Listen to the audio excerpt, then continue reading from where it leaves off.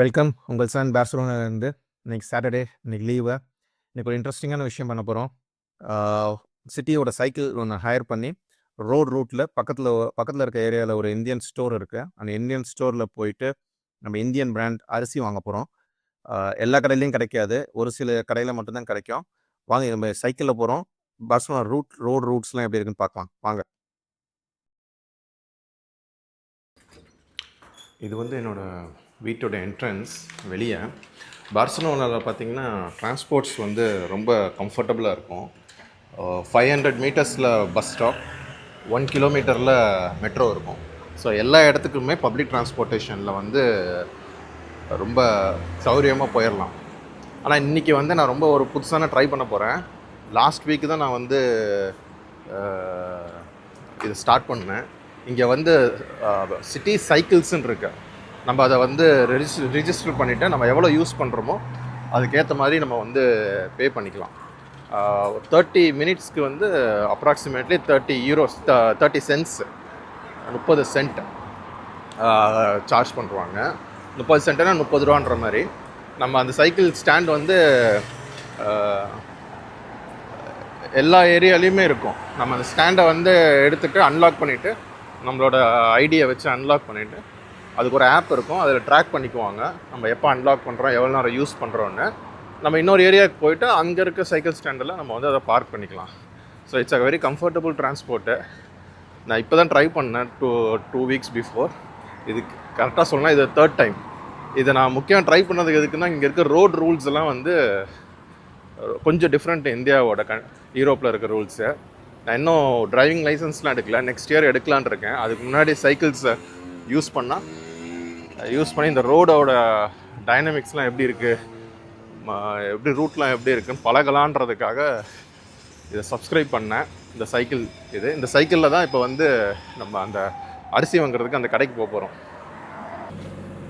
இன்றைக்கி டேட் வந்து 26 ஜூலை. நேற்று முந்தா நேற்று வந்து நல்ல மழை, அதனால் இன்றைக்கி வெயில் கொஞ்சம் கம்மியாக இருக்குது. இது பாருங்க, இதுதான் வந்து வந்துட்டோம் நம்ம. இதுதான் வந்து சைக்கிள் ஸ்டாண்டு. இதில் வந்து 2 விதமான சைக்கிள்ஸ் இருக்குது. ஒன்று வந்து மேனுவலாக நம்ம வந்து மிதிக்கிற மாதிரி ஒரு சைக்கிளு, எலக்ட்ரிக் சைக்கிள் இருக்குது. எலக்ட்ரிக் சைக்கிள்னால் உங்களுக்கு மிதிக்கிற அந்த எஃபர்ட்டே இருக்காது. மேனுவலான சைக்கிள்னால் 30 மினிட்ஸ்க்கு 30 சென்ட்ஸ் மாதிரி, எலக்ட்ரிக் சைக்கிள்னால் 50 சென்ட்ஸ் மாதிரி. அரை மணி நேரத்துக்கு 30 ரூபா, அரை மணி நேரத்துக்கு 50 ரூபான்ற மாதிரி ஈக்குவலண்ட் வரும். இதை பாருங்கள், இதில் வந்து இந்த சைக்கிளை வந்து இங்கே லாக் பண்ணியிருக்காங்க பாருங்கள். இதில் லாக் பண்ணியிருப்பாங்க, இதில் இந்த மாதிரி மார்க் பண்ணியிருப்பாங்க. எலக்ட்ரிக் சைக்கிள்னால் இந்த மாதிரி மார்க் பண்ணியிருப்பாங்க. நம்ம என்ன பண்ணணும்னா, இந்த பார்கோட் இருக்குது பார்த்தீங்களா, எனக்கு ஒரு ஆப் இருக்குது, இந்த சைக்கிளுக்கு ஒரு ஆப் இருக்குது, பைசிங் ஆப்புன்னு சொல்லிட்டு ஒரு ஆப் இருக்குது. சைக்கிளிங்க்கு வந்து இதுக்கு ஒரு ஆப் இருக்குது. அந்த ஆப்பில் லாகின் பண்ணனா பார்கோட் ஸ்கேன் பண்ணிடலாம். இந்த பார்கோட் ஸ்கேன் பண்ணனா என்னோடய ஆப்பில் வந்து இந்த சைக்கிளை எடுத்ததுக்கான என்ட்ரி விழுந்துடும். நான் திரும்பி பார்க் பண்ணுற வரைக்கும் அந்த மீட்டர் மாதிரி ஓடிட்டுருக்கோம். அதுக்கப்புறம் பார்க் பண்ணோன்னே அந்த இது க்ளோஸ் ஆகிரும். சைக்கிள் ஸ்டார்ட் பண்ண போகிறேன், ஆனால் ரொம்ப நர்வஸாக தான் இருக்குது. ஏன்னா இந்த ரோடு ரூல்ஸ்லாம் ரொம்ப பழகலை. ஆனால் சைக்கிளும் கிட்டத்தட்ட 15-20 இயர்ஸ்க்கு அப்புறம் ரைட் பண்ணுறேன். இது பார்த்து தான் ஓட்டணும். இதில் ரைட் லெஃப்ட்லாம் கொஞ்சம் குழம்பும். இதில் லேன்ஸும் இருக்குது. சைக்கிளுக்கு அவ்வளோ ஸ்ட்ரிக்ட் ரூல்ஸ் இல்லை, இருந்தாலும் அங்கே பாருங்கள், அங்கே சிக்னல் ரன் ஆகிட்டு இருக்குது. ஓட்டுறா ஸ்பீடாக ஓட்டுறா. சிக்னலில் நிறுத்தினா எந்த சைடில் நிறுத்துறதுன்னு தெரியாது. அதனால் சிக்னல் போடும் போதே போயிடுறது பெஸ்ட்டு. சிக்னலை போட்டுறாதீங்கடா. ஓகே,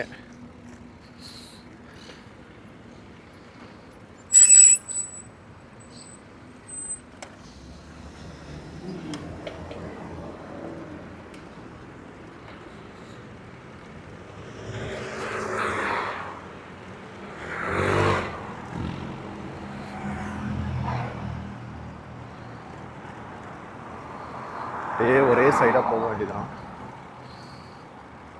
மணி இப்போ மார்னிங் ஒரு 9:15, அதனால் டிராஃபிக் இல்லாத மாதிரி இருக்குது. அதுவும் இல்லாமல் சாட்டர்டே.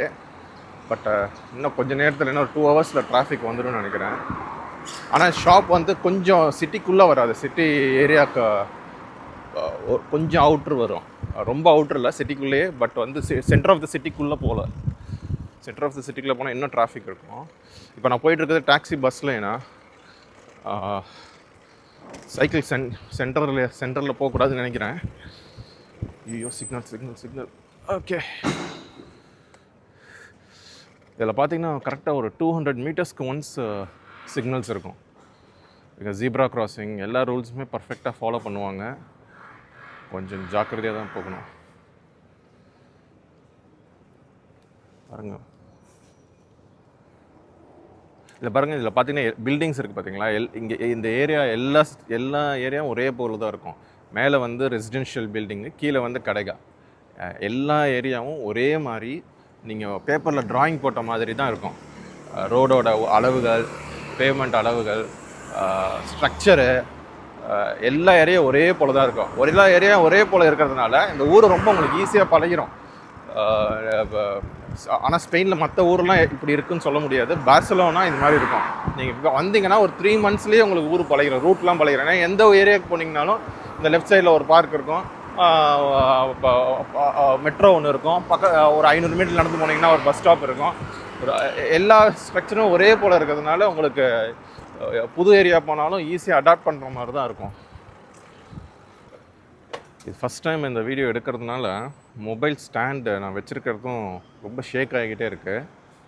அநேகமாக வீடியோ கொஞ்சம் ஸ்டாப் பண்ணிவிட்டு ரோடை கான்சன்ட்ரேட் பண்ணி ஓட்டி போய் கடைக்கு போய் கரெக்டாக சேர்றது தான் புத்திசாலி தானே நினைக்கிறேன். மொபைல் வந்து மூவ் ஆகிக்கிட்டே இருக்குது.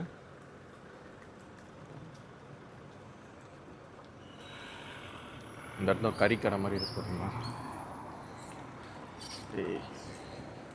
இந்த டாக்ஸி பஸ் லைனில் போயிட்டுருக்கேன். இங்கே டாக்ஸி பஸ் எதுவும் வராத வரைக்கும் ஓகே. வந்துச்சுன்னு வச்சுக்கோங்களேன், அங்கே தான் இருக்குது. ஏன்னா எல்லோ லைட் வருது. இப்படி உள்ள பேமெண்ட்டுக்குள்ளே போயிட்டு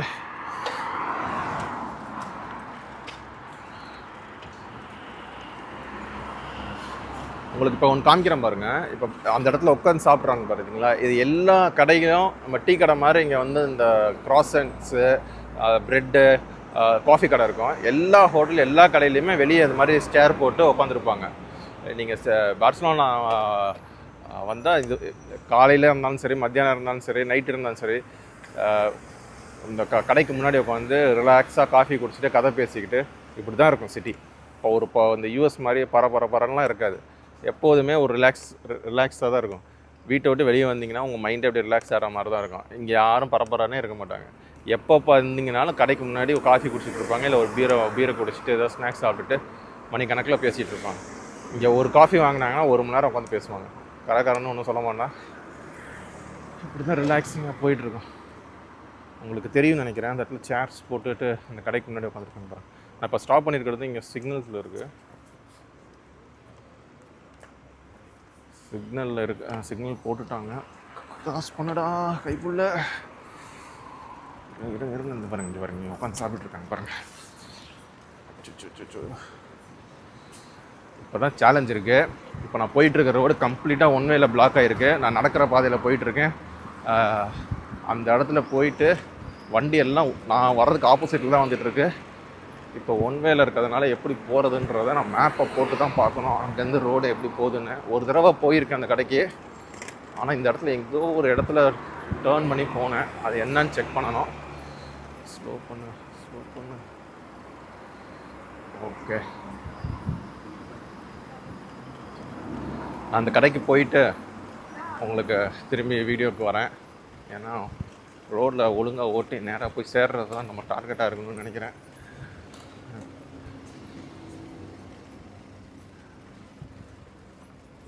ஓகேங்க, நான் இப்போ கட் பண்ணுறேன். திரும்பி கடைக்கு போயிட்டு திரும்பி கனெக்ட் பண்ணலாம். பாய்.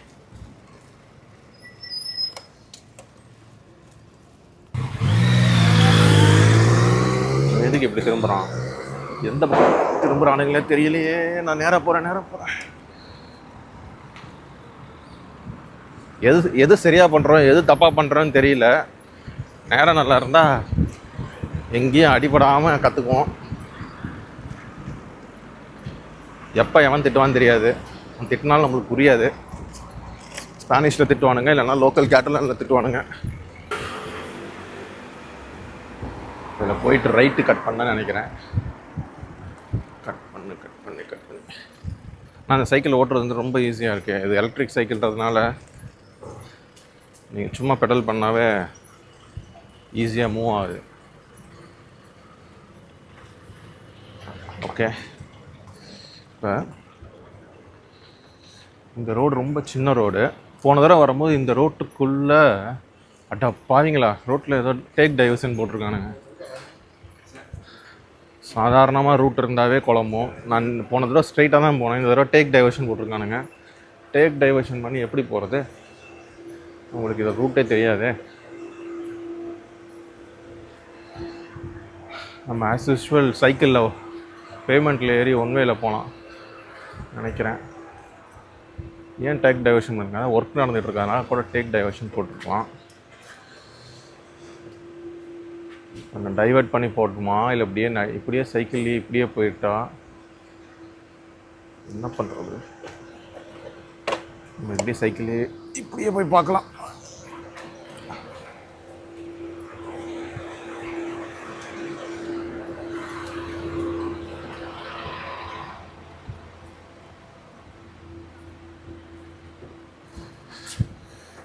பார்சிலோனாவில் எல்லோரும் 100% ரூல்ஸ் ஃபாலோ பண்ணுவாங்க.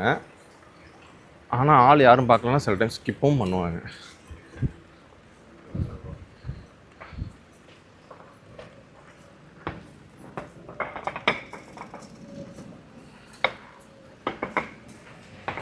யாராவது என்னை பார்த்தாவே நான் எதாவது தப்பு பண்ணுறேனான்ற மாதிரியே யோசனை வருது. இப்போது நம்ம இந்த ரூட்டுக்குள்ளே தான் போனோம். இந்த ரூட்டை வந்து க்ளோஸ் பண்ணியிருக்காங்க. கரெக்டாக நம்ம பண்ணுற ரூட்டில் தான் வேலை நடக்குது. ஆனால் விஷயம் என்னென்னா, இந்த ரூட்டில் போகலன்னா எனக்கு ரூட்டு தெரியாது. திரும்பி சைட்லேயே போயிடலாமா, மெயின் ரோட்டில் வேலை நடக்குதா எப்படின்னு பார்க்கணும்.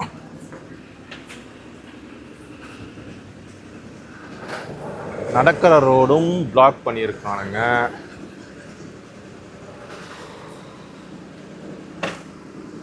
இப்போ மேப்பை ரூட்டு போட்டு தான் போகணும். மேப்பை ரூட்டு போட்டால் வீடியோவை கட் பண்ணணும். நம்ம ஊராக இருந்தால் தெரியும் எந்த லெவலுக்கு ஒர்க் நடந்துகிட்ருக்கு, எவ்வளோ தூரத்துக்கு நம்ம ரூல்ஸ் அது பிரேக் பண்ணலான்னு. இங்கே வந்து தெரியாது. நம்ம ரூல்ஸ் எதுவும் பிரேக் பண்ணல, ஆனால் எங்கேயும் போய் ஸ்டக் ஆகிட்டோம்னா கஷ்டம். முன்னாடி இருக்க ஒரு ஸ்பானிஷ்காரனே வண்டியை வச்சுட்டு முடிச்சுட்ருக்கான் எப்படி போகிறதுன்னு. நம்ம பேசாமல் ரூட்டை போட்டு அவைலபிள் எது இருக்கோ அந்த கரெக்டான ரூட்டில் போகிறது நல்லதுன்னு நினைக்கிறேன்.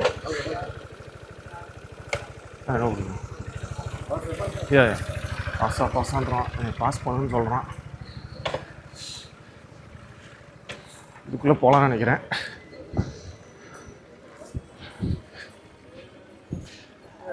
எல்லா இடத்துலையும் போகக்கூடாது நானே அசியூம் பண்ணிக்கிறேன். ரூல்ஸ் படி தெரியல இன்னும். இவன் என்ன எப்போ கேட்க போகிறான்னு தெரியல. எப்பா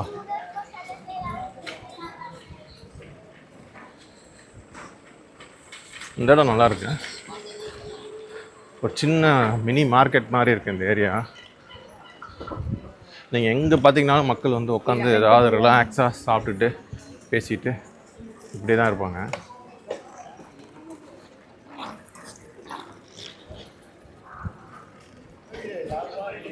போடா கைக்குள்ள போடா.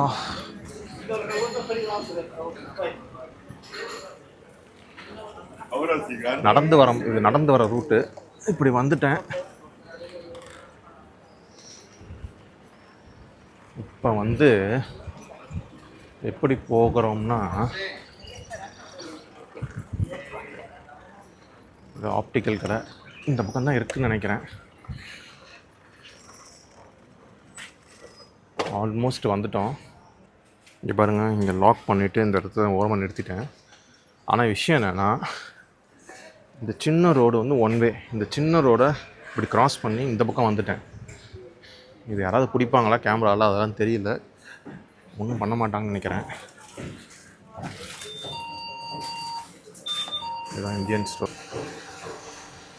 நட்ஸ்லாம் இருக்குது பாருங்கள். நட்ஸு, லேஸு, குர்குரே, இது எல்லா கடையிலையும் பீர் இருக்கும். ஹோட்டலு, மளிகை கடை, எல்லா கடையிலையும் பீர் இருக்கும். நம்ம ஊர் ஐஸ்கிரீம்ஸு, இந்த கடையில் எல்லா ட்ரை ஃப்ரூட்ஸு எல்லாமே இருக்கும். இது பாருங்கள், இப்போலாம் என்னென்ன தெரியல. அநேகமாக கஸ்தூரி மெத்தியை ரொம்ப இடித்து வச்சுருக்காங்கன்னு நினைக்கிறேன். ஆனால் கண்டிப்பாக தெரியல. இது பாருங்கள், முருங்கைக்கீரையை வந்து ட்ரை பண்ணி வச்சுருக்காங்க. இதெல்லாம் எல்லா கடையிலையும் கிடைக்காது, இந்த கடையில் தான் இருக்குது. இது மாதிரி இது கினோவா, இது நம்மளோட சிறுதானிய வகையை சேர்ந்தது. தேங்காய் திருவல், இங்கே தேங்காய் கிடைக்கிறது ரொம்ப எல்லா கடையிலையும் கிடைக்காது. இது மாதிரி தேங்காய் திருவல் வாங்கி யூஸ் பண்ணிக்கிறோம். பருப்பு, எல்லா விதமான பருப்பும் கிடைக்கும் நம்ம ஊரில் இருக்கிறது. பார்சலோனாவில் நம்ம ஐட்டம் எல்லாமே கிடைக்கும். ஆனால் மோஸ்ட் எல்லாம் பாகிஸ்தானி கடையில் கிடைக்கும். இந்தியன் ஷாப்புன்றது இது ஒன்று இருக்குது, இன்னொன்று இருக்குது. 2 இந்தியன் ஷாப் தான் இருக்குது. ஏன் இந்தியன் ஷாப் சொல்கிறேன்னா, இந்தியன் ஷாப்பில் ஒன்று வந்து வித்தியாசம் என்னென்னா, நம்ம ஊர் அரிசி கிடைக்கும். சோனா மசூரி அரிசியும் பொன்னி அரிசி, இட்லி அரிசி கிடைக்கும். பாகிஸ்தானி கடைகளில் கிடைக்காது. பாகிஸ்தான் கடையில் ஒன்லி பாஸ்மதி ரைஸ் மட்டும்தான் இருக்கும். அதுக்காக இந்த கடைக்கே வந்திருக்கு. பாருங்கள், மெட்ராஸ் கறி பவுடர்லேருந்து எல்லாமே இருக்குது. இந்த டிஆர்எஸ் பிராண்ட் வந்து ரொம்ப ஃபேமஸான இங்கே எக்ஸ்போர்ட் பிராண்டு. யூரோப்பில் எல்லா இடத்துலையும் இது இருக்கும். ஸ்கானி, டிஆர்எஸ் பிராண்டு. கடலை மாவு கூட இருக்குது. எல்லா விஷயமும் கிடைக்கும். ஆனால் எந்தெந்த கடையில் கிடைக்குன்றது வந்து தெரிஞ்சிருக்கணும். எல்லாத்துக்கும் தெரியாது, கொஞ்சம் பழகினா தான் தெரிஞ்சு. பாருங்கள், அஞ்சப்பர் பிராண்டு, சில்லி ஹோலு. அரிசியில் பாருங்க, பாஸ்மதி பிராண்ட் நிறையா இருக்கும். இந்த இதுலேருந்து வந்தது, பாகிஸ்தான் சைட்லேருந்து வர்றது நிறைய எல்லா விதமான பாஸ்மதி பிராண்டும் இருக்கும். ரைஸ் பாருங்கள், ஒரு 2-3 பிராண்ட் இருக்குது. ஒரு டைம் ஒரு பிராண்ட் இருக்கும். இட்லி அரிசி இருக்குது, சோனா மசூரி இருக்குது, தஞ்சாவூர் பொன்னி அரிசி கூட இருக்குது பாருங்கள். நான் வந்து இப்போ சோனா மசூரி தான் எடுக்க போகிறேன். ஏன்னா என் கூட ஒரு நார்த் இந்தியன் பையன் தங்கியிருக்கான்.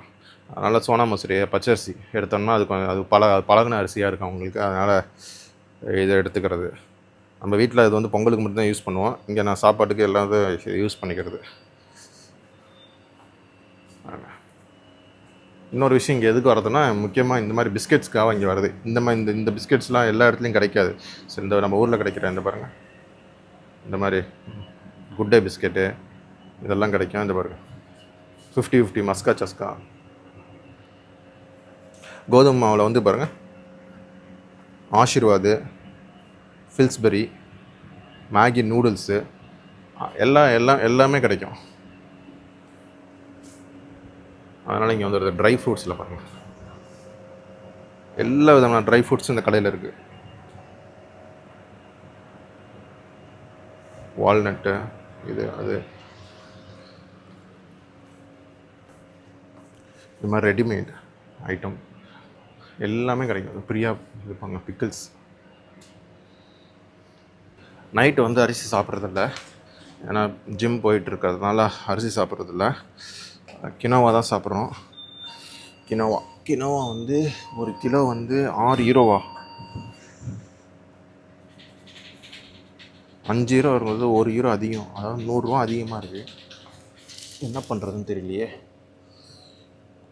கொஞ்சம் எக்ஸ்பென்சிவாக தான் இருக்குது. லூஸில் இருந்தால் கம்மியாக இருக்கும். நாங்கள் 3 யூரோன்றது எக்ஸ்பென்சிவ்.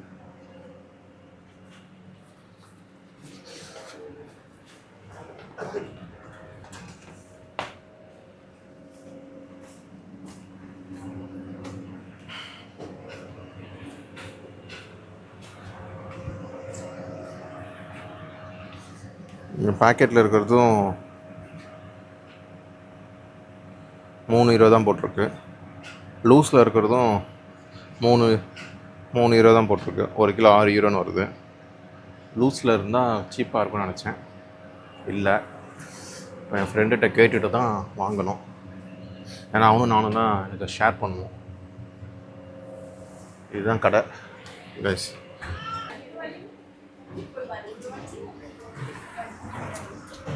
சைக்கிள் இருக்கான்னு பார்த்துக்கிறேன். சைக்கிள் இருக்கு. பில்லிங் பண்ணிகிட்ருக்காங்க.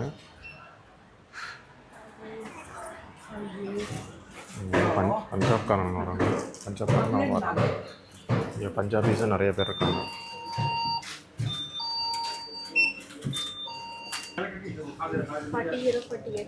€40 அது பே பை கார்டு.